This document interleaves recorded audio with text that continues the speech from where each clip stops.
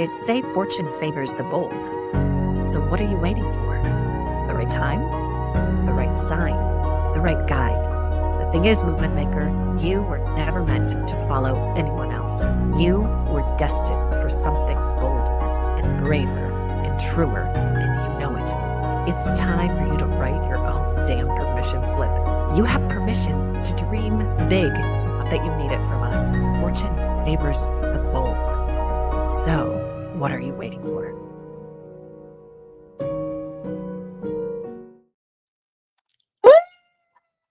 Woo! Yeah!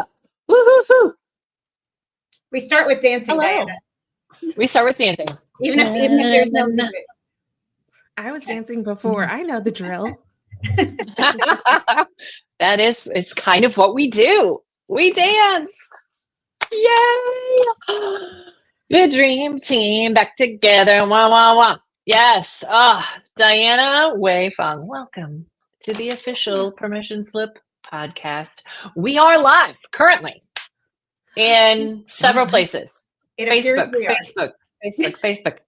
Is it happening? It's happening. No, LinkedIn, YouTube. Not so much with Instagram, but we'll get there. I was like, I can't do it today because it's just the next layer of learning. We're trying a new streaming software. We are on StreamYard. And people, I'm just going to admit, I've been an eCam advocate for years. And I was like, this came up and many of my speakers use StreamYard, and I hop into other people's podcasts all the time, and they're always in StreamYard. And so I started to see the potential for it. It's very similar. Can I just talk about the major benefit of this? Not like I don't have a link or blah blah blah, but eCam allows multiple people to come in and produce. So sometimes if I can't be here, Erica's hosting. She can come in.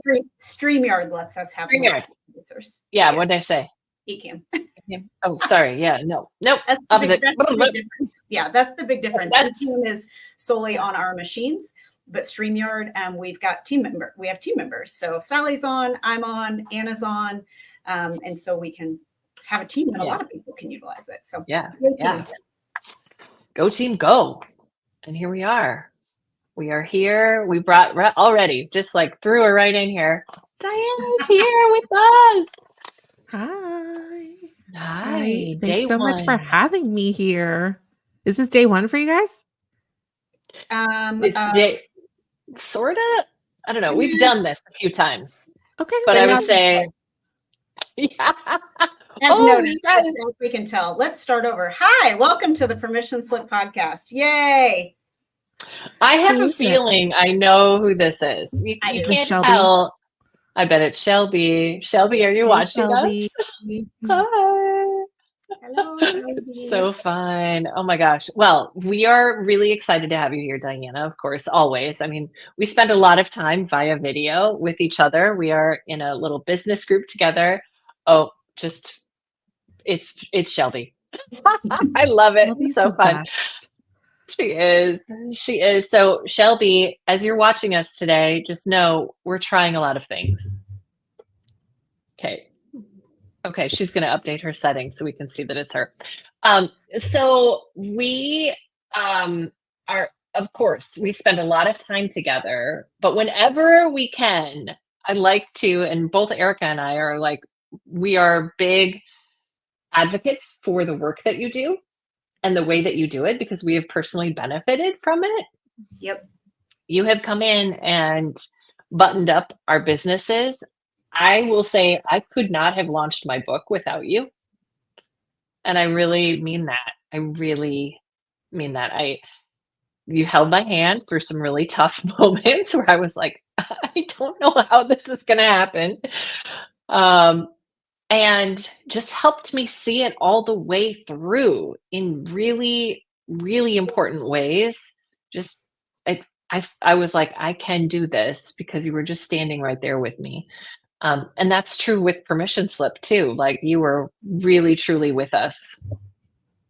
right there the whole time, like holding our hand, bringing us whatever it is that we needed, because we were just bleary eyed. What? Just eat it. Just put it in your mouth and eat. Yeah. Except guys, that was my day. One time, so like Sally doesn't do lactose well. One time I was like, just eat this smoothie or milkshake, whatever I brought you. So for nutrition, it was like a cup full of dairy, guys. It was a giant cup of dairy, and I was like, that was really good. Other than feeding us, though, making sure we were fed. What do you do, Diana? We can tell what you do, but you say what you do. Oh, well, thanks. I think, honestly, I'm a systems architect. That's like the official title. But what I get to do is, as Sally was so kindly saying, is partner alongside each of your dreams, right? And each of your businesses, and making sure that you're here and you're in it for the long game. I help you set up systems and streamlining. I just want to make sure that you make it to your goal, that you're not halfway through, fizzled out, burned out because you didn't have a system, or you weren't able to. We're learning new things. Sorry. It's fine. It's okay. Yeah. Shelby's press the wrong button. Oh, it's all good. I love pushing buttons. Who needs to see my face? It's fine. So when you say, I do want you to say though, like for someone who's like, what is a system? Like, what is a system? Oh man. Okay. Diana's definition of what a system is it is the very thing in which your business runs on and operates on. It is the gears and the inner workings behind it. It's all the intricacies of it. So for example, your automated emails, if you have them, your invoices and contracts, and the way that you want to serve your clients. I operate off of like a client-centric model. I want you to think of your clients first and foremost, and I want you to build your business around them because that's who you're serving. But I also want it to fit within your personalized lifestyle. Everyone is so different, and there's no two photographers the same, no two speakers the same. And so how do we make this work best for your lifestyle and your clients? Oh, so good. I do love a system. Did not love a system, but now I do. All courtesy of Diana. It's what makes the world go round, right? Like that's what traffic cameras are, like traffic lights is on a system. Getting on and off a plane is on a system. Everything, all of our whole life balances on a system, whether we notice it or not. So why wouldn't we use that for our business? Yep, absolutely. Yeah. So this morning I had a moment, a realization, because I had forgotten that February had an extra day. And so I woke up this morning. I was like, it's not March yet. It's not March 1st yet. It is February 29th. And I said, bonus day. I was so excited about having a bonus day because I have all these goals for the end of February. I'm like, today's the day. I got to get so much done today in order for that to happen. However, it also made me think of it put this pressure, a little bit of pressure on this day. But I thought, how do I want to approach this day? And I was thinking about my husband, Andy, does some speaking, and he does a talk where basically he says, the most important question of all time is, what should I do today? What should I do today? Like that is truly at the end of the day, you have these visions and goals, and it comes down to the way in which you live your life in the everyday. And that scares me. Honestly, I'm like, oh no, if we just looked at that, how am I using my day versus the sort of bigger vision of things, it really brings it into focus. Like, is it reflective of the way that I want to live my life? And I thought about this morning, and I remembered we were having this conversation today, Diana, and I thought, oh my gosh, this is really tied together. So I would love to hear from your perspective when I talk about that, and you're like, just connect those dots for us, because you're talking to a bunch of really busy entrepreneurs who systems aren't necessarily, that's not why we got into this work. We got in for the big vision, the dream, the purpose. And yet at the end of the day, it's about, what are we doing right now? What are you doing to get there in today? Ooh. Yeah. Ugh. As the two differences between your face and my face, I'm like super excited about it. You're like, ugh. Yeah. Let me just lean into the ugh. Well, honestly, I think that was what I was so proud of you for, truly. Like, Sally, you knew this book launch was coming. Like, Erica, you knew this conference was coming. And there is some aspect of leaning into the expertise that we already have and riding that wave. But for something like a conference, for something like a book, when we set out our year and we say, this is our intention, this is my goal, this is what I want to accomplish, it's such a big idea. Like, go back to the moment when you're like, I'm going to start this business. I'm going to make 5 figures. I'm going to make 6 figures. I'm going to, it's so overwhelming. How do I even get there? And there is this idea of, okay, with that goal in mind, what I want you to do is now break it down into bite-sized pieces in a way that you don't feel yourself just like waking up and saying, what do I do today? Because right? If you just accomplish these 3 things today, then it accumulates towards the bigger goal and the bigger picture, right, Sally? Yeah. Like, I think on the days when you were overwhelmed, and you like had those text messages when you were writing your book and when you were doing all these timelines and all you wanted to do was write an email. Guys, I kid you not. She just wanted to write a freaking email to you. And I love my emails. Everything in me. Yeah, she did. And I just wanted to say, okay, that's great. You can write all the emails, but at the end of the day, is it achieving towards your larger goal? Was there focus in mind? Are you just writing an email? What is the point of this email? Right. And I think we tend to approach our goals and go, okay, give me 6 figures right now, please. And I would love to give that to you.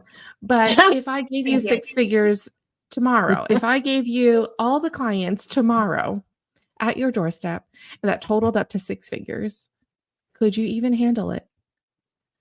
Could you handle the volume of clients? Could you handle the intake? Do you even know they're inquiring? Because some of you don't have the correct contact form and it's going into your spam folders. That's a real story. That's one of my clients. Yeah, she lost a year's worth of inquiries because she didn't see them going into spam. Oh no. Oh no. I know. Yeah. I know. And I'm sure you hear so many of those stories, like where things break down, because people come to you in those moments. Yeah. Right. Where it's like, I don't know, it's frustration and feeling overwhelmed and lost, and just like there has to be a better way to do this. And so, Erica, you, especially as somebody like you working with a lot of product-based people, not all, but just because Knoxville is such an epicenter of that. And is that right, Erica? Would you say most of your members are they product people or not necessarily? No, we're primarily service. Okay. We're primarily service-based regardless of where they're living. I would say 80% of the op members are service-based. But what I can say is, as someone who sells a service myself, and I am selling it as my time is what's being sold, right? Changing it from, great, let's switch 75 emails to see when I can coach you, versus what we have now, which is super streamlined. And I'm not even involved in the planning. I'm not involved in the finance piece of it. Like, it is what it is. That's all in the automation. Like, we're not negotiating, like the rates are in there already. So all of that pre-stress is gone, and it allows me to focus on things like, we've got an automated survey that goes out ahead of time so I can review it before I get in and start the coaching call. Whereas I may not have had time to do that because I may not have even we may just have scheduled it immediately. Another great example is I'm out of town for the next 2 weeks. I'm off.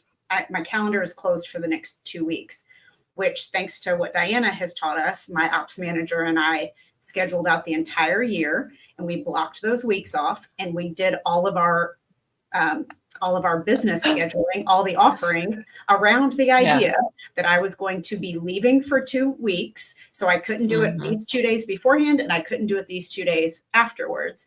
And as we were sitting talking about secret deadlines today, Sally, we were able, like, that wasn't even an issue. Yeah. Like, we just knew that was already on the calendar and we could work around it. So look how happy Diana is listening to you. Proud mama. I feel like, Erica, you have gone through a metamorphosis on your systems and your approach. Like, I mean, you've always been a doer, like get stuff done and go, go, go. And you yourself, and you talked about this on stage last year, right? Your own story of recognizing that you cannot be the business. Yep. Like, you've got to create the structure in order to allow for that. And then for this year to watch you hand off so much of what you're doing because you found a person who can do that.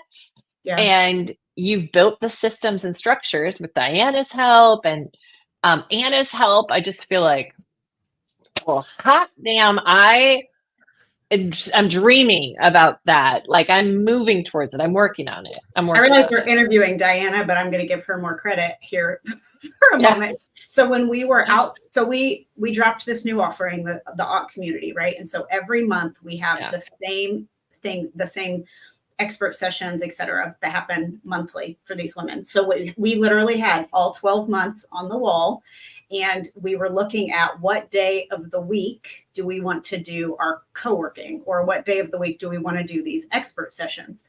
And because we had all of the school stuff up there, because we had all of personal travel up there, my birthday, like my kid's birthday, like all the things were up on the wall. And we were like, well, Thursdays aren't going to work because 10 of the 12 Thursdays, I am unavailable. So that even helped us look at, let's do it on Tuesdays.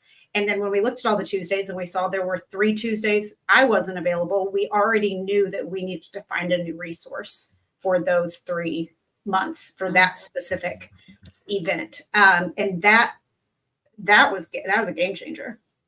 Yeah. Because in the past, I think you would have chosen a Thursday and then at the last minute possibly figure it out, either cancel or figure it out, or just suddenly like cancel your personal plans, or you would have sacrificed family time. And just being able to put your family first was so, so important. And I'm just so excited and happy. And I will say that, like, something that both of you did very, very well last year when we went through your systems and we went through all the hard stuff is that someone even commented, I just have to embrace the suck of setting it up, of getting set up. My guess is that's Valerie. And so that is exactly it. It sucks in the beginning. You have to embrace the suck. We have to lean into the resistance of it. You have to, you do. Like, when a plane takes off, okay, it actually flies into the resistance because it needs the resistance to level the plane out in the air. That is the way that we have to operate as well. We have to take part of our system and our business and lean into the resistance and lean into it, because on the other side of that is both of your success stories, right? On the other side of that, like, I have countless videos and photos of both of you just having these moments of like, this sucks. I was doing just fine with my own method and my own whatever before. I made it this far. Why do I need you? But it's not until you do it and then you really understand the benefits of a system, right? And I'll just tell you this right now, for those who need statistics and not stories, let's give you some statistics. By having a system, 79% of your leads are converted. Okay. You have a 33% higher chance of conversion if you have a welcome email automated. Okay.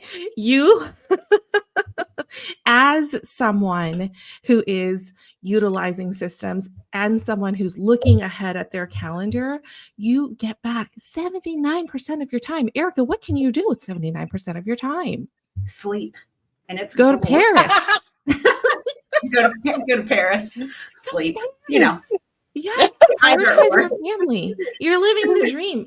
And it took work. It took leaning in. It took experimenting and trying new things. Sally, you're doing all of that right now with StreamYard, even just like as a small example of that. Yeah.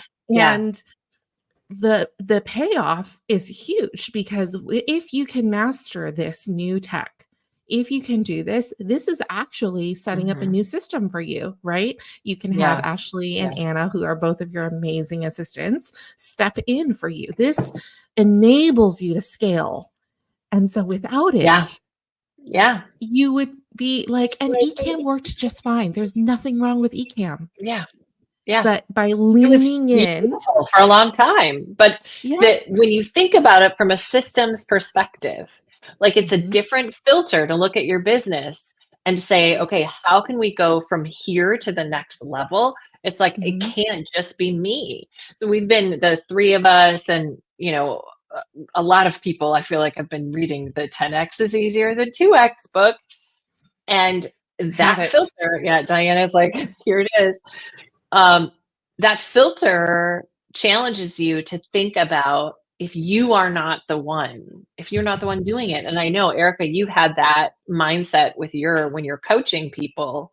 Yeah. That's a big push that you've had with your people too.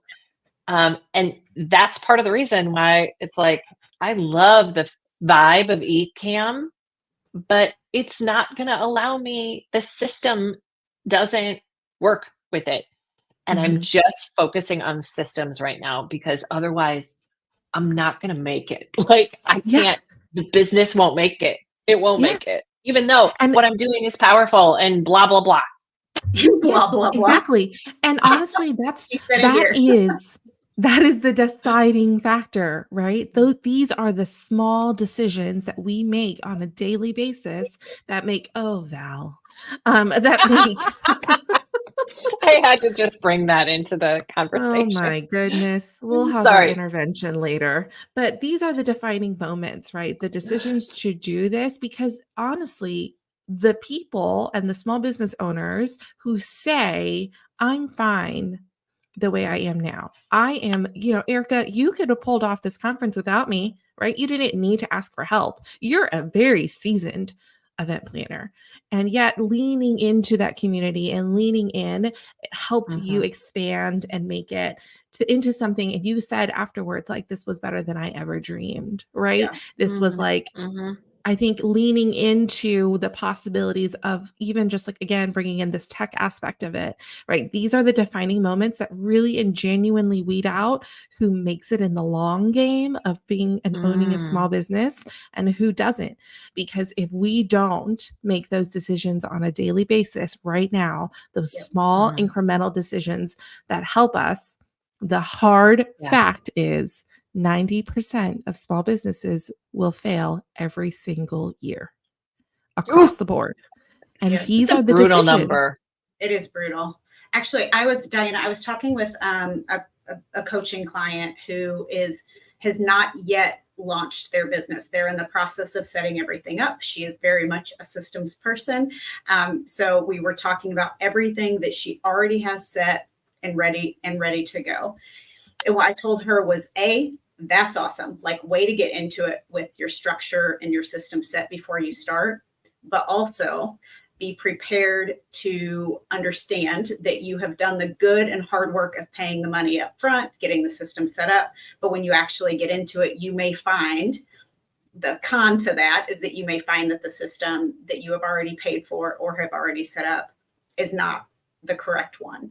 But what better way to learn that than to be in a situation where you need a system and you just don't even know what you need, right? Like, we know that we tried a certain system with, I'm going to say with our sponsors last year for permission slip. Like, we tried a certain way of automating stuff with them.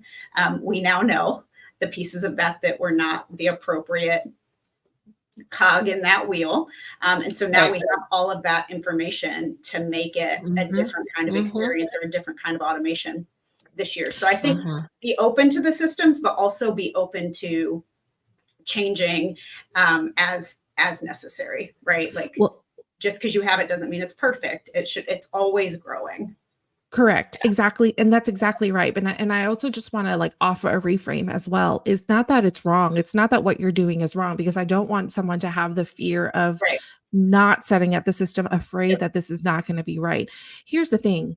You want to grow and you want to figure it out. And even as someone who's a systems architect, like someone like me, I have changed my offerings countless times. I've changed my system countless times. Why? Oh my gosh. Because you're growing at a speed in which you need the system to catch up on. And to build a system now for what I will be in 10 years, I don't know what I'm going to be in 10 years. We don't know what this is going to look like. I could be here and I'm very happy with that. Or I could be who knows what. I could have totally changed my business model by then. You want that in order to scale. In order to grow, we have to just embrace the unknowns. Again, that resistance piece, that fear piece, the plane does not take off unless it leans into the resistance. Okay? Yeah. So, ooh. We've got a question. That's a quotable. Oh, what yeah. was the question? Oh, Erica. Uh-oh. Any suggestions? Okay. Erica, hopefully Erica will be back, but Shelby asked, I've had moments when my systems are wrong. So any suggestions on when we know to like let go of them and make the change? Because as you said, there's a big suck factor when you change the system, because you've got to relearn, you've got to rechange things. It's like, so how do you know the point at which you give up on the system, or you need a new system? What are those indicators? And I don't know that you need to like gut your system every time, especially if you already have one set up. I think I find myself constantly fine-tuning it, constantly making it better. Yesterday, I spent all day rewriting these emails for this funnel that has been going out for several years, but I made it better, right? And so I would say there are some indicators. One, if you find yourself dragging your feet, if you feel yourself like waking up and just going, ugh, right? We have those moments. Something has to change. As your personal life, I think your kids will naturally need something. It's kind of like that. Like for the moms out there, when your kids just need something different. Your business is no different. Your business is a little like, it's basically your baby, right? And so you do know. Something like, for example, if you find yourself kind of going back into manually doing something because you're mentally and internally, you're like, oh, well, that's not right. I have to change. And so I can't use it right now. If you find yourself in that way again, your system needs to change. If you find yourself back into the Post-it life or the life where you're constantly just like having to remind yourself 50 times, and like whatever you have sent, you're like, I can't, I can't set that, right? Your assistant, if you have one, can't take over the functionalities you're trying to do because it's all in your head. Your system needs to change. Yeah. Those are some indicators. Of course, there's more, but usually in these conversations about systems, I feel called out at some point. I like recognize, oh, I'm the problem. I'm the problem. And that is once again true. The Post-it note issue, that is assigned to me when I'm not using the system. And it's not typically for me, it's not that the system's broken. It's that it needs to be adjusted so that it is usable for me, that it's working for me. And that takes time. It takes time to figure out. So, okay, we have borrowed a lot of your time. Diana, thank you for being here. Also, just a little note from Erica. No. The internet system came up. Oh, look how cute her family is, though. I love it. Okay. I know. So as we wrap up, here's what I would love for you to talk about for a moment is how can people get started? Like, what's a great place to start? Because we all could use a little systems tune up. I don't care if you're brand new to entrepreneurship and you're like, literally, you don't have anything, or if you are somebody at a higher level where it's everything needs a tune up or an evolution, or to allow you to scale more easily. And I know you work with people all along that spectrum. So what do you suggest in terms of like how people can connect with you? And I know you've got something that is helpful. Oh, yeah. I Yeah. definitely would say you probably don't need to burn it, the whole thing down to the ground and start over. But what's helpful is I have something called a systems assessment. It's really free. Ooh, look at that fancy QR right code. there. Everyone scan that It's right fanciness that Sally there. set up for you. It's right Um, there.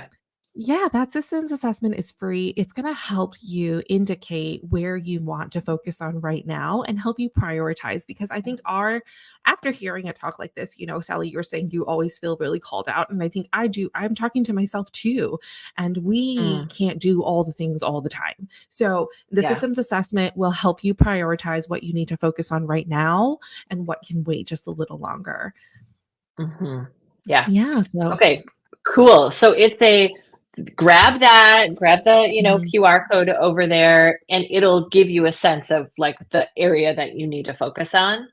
Yeah, In particular, exactly. it's kind of like, Yes. ooh, so cool. So cool. Good. Well, that I know is really important for everybody all along the spectrum, because systems, it's just a part of this entrepreneurship life.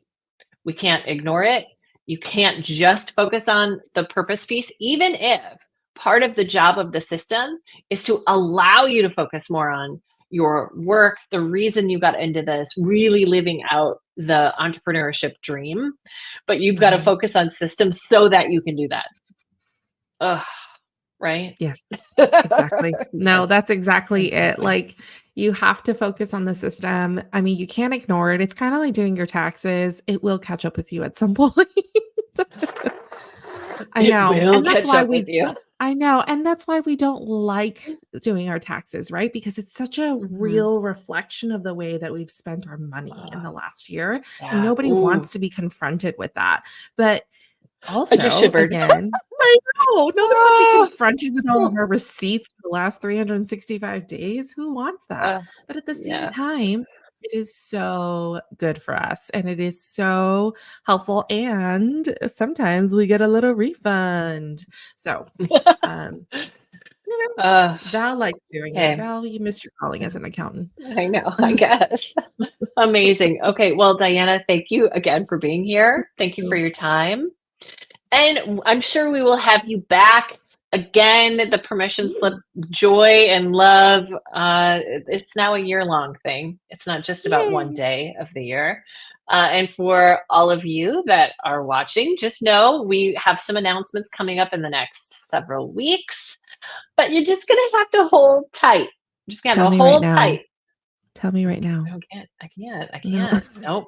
Erica, she's going to say, don't do it. Oh, Tell me Val right now. has something to She's not here. say. She has something to say. She says, I don't like doing my taxes. I like it when they're done. Well, that's Fair. true of your system as well. When your system is finished, Yeah. it's going to feel so good. And then we're going to have a dance party. Erica said, just saying it's April 17th. Why don't you just tell me right now? It's February. It's bonus day. It doesn't count. Oh, on April 17th, you'll know. But it's bonus day, so this day really doesn't count. So therefore, whatever you say today, it's fine. I'm just doing my I will get in so much trouble. I will get in so much trouble. Nope, Erica. Nope. Don't you do it, Sally. Nope. I love how even from the comment section, Erica is running the show. This is why we love her. This is why we love her. Amazing. Okay. Thank you for being here. And to all of you, we will be back next week. We've got some amazing guests coming for the next several weeks. In fact, Shelby, who is all up in the comments today with us, she is, oh gosh, I can't remember our date, Shelby, but she's coming up. Emily Perrone is going to be on the show. Jen Whitmer is going to be on the show. And if this is something that you want to do, if you want to come have a conversation about your business and what you're up to and just entrepreneurship life, we would love to have you. Just reach out to us in one of the many places.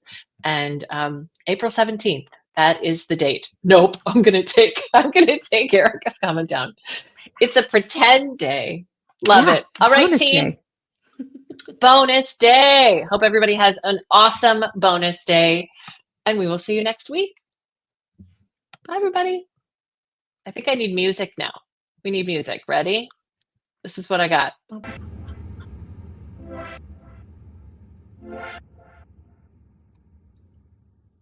Nope. This is not the vibe we're going for. There we go. There we go. All right, everybody. Have a great one.